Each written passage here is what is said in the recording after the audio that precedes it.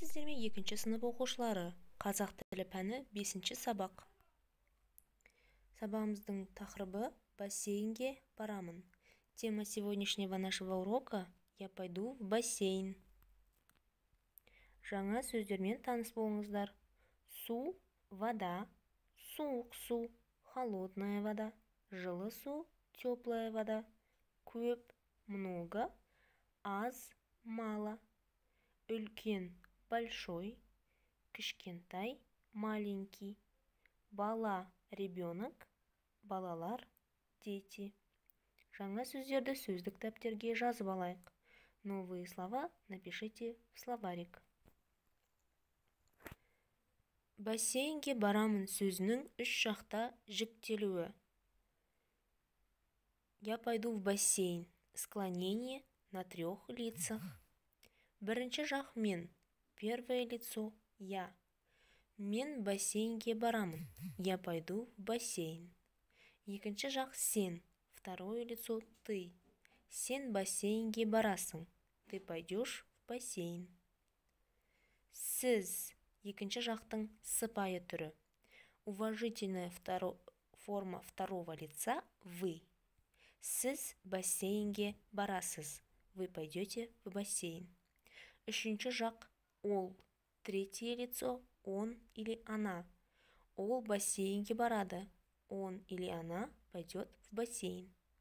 Су жылы, вода теплая. Су суық, вода холодная.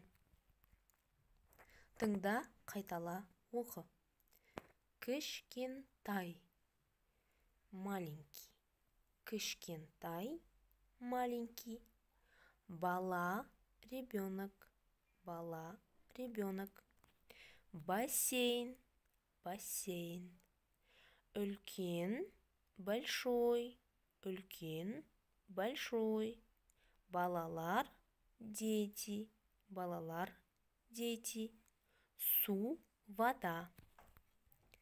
Тыңда, қайтала, оқы. Мен бассейнге барамын.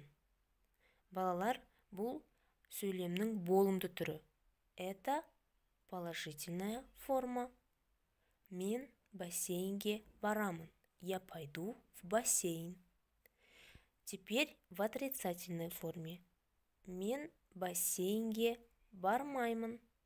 Балалар, бұл болымсыз түрі. Сөйлемнің болымсыз түрі. Это в отрицательной форме.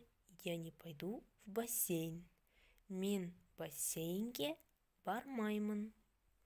Су суық. Вода холодная. Су жылы. Вода теплая. Ал енді дәптерлерімізді ашып, бүгінгі күнді жазып, сынып жұмысы және тақырыпты жазып, бірінші тапсырманы дәптерде орындайық. Ребята, открываем тетради. Сегодня в письменном виде выполняем первые задания.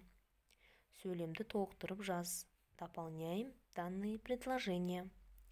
Бұл бассейн. Это бассейн.